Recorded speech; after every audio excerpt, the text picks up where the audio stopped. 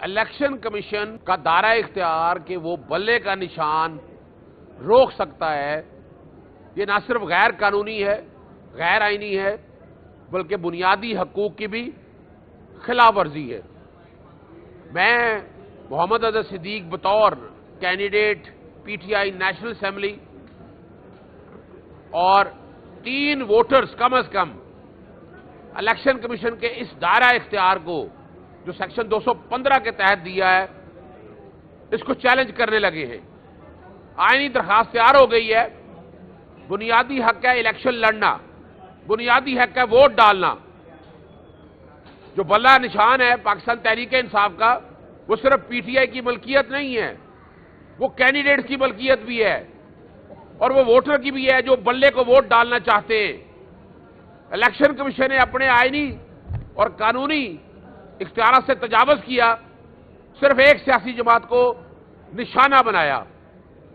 گزشتہ 2 سالوں سے الیکشن کمیشن صرف ایک سیاسی جماعت کو نشانے پہ رکھا ہوا ہے، چاہے وہ پروفیٹ فنڈنگ کا کیس ہو، چاہے وہ توشہ خانہ کا کیس ہو، چاہے وہ توہین الیکشن کمیشن ہو، چاہے وہ پارٹی کے الیکشن ہو، اور چاہے وہ بلے کا نشان ہو۔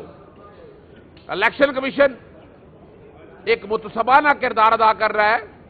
آئین کے آرٹیکل 25 کی کھلم کھلا خلاف ورزی ہے، چاہے معاملہ سپریم کورٹ میں ہو یا ہائی کورٹ میں ہو۔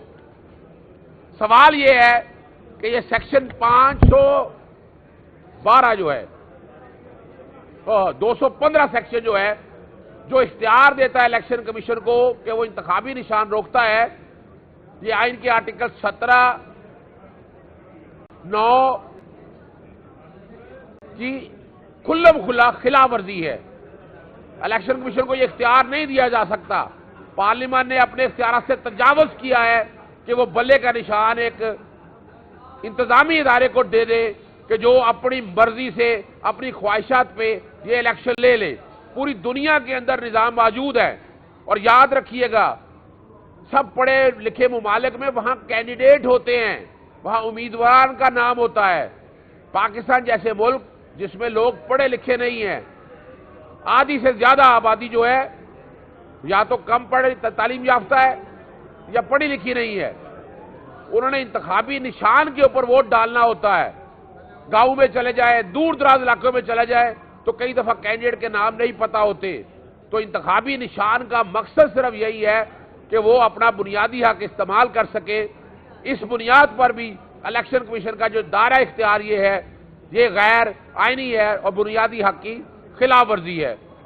اور میں امید کرتا ہوں کہ لاہور ہائی کورٹ اس آئینی درخواست پر فیصلہ دیتے ہوئے سیکشن 215 کو غیر آئینی ڈکلیئر کرے۔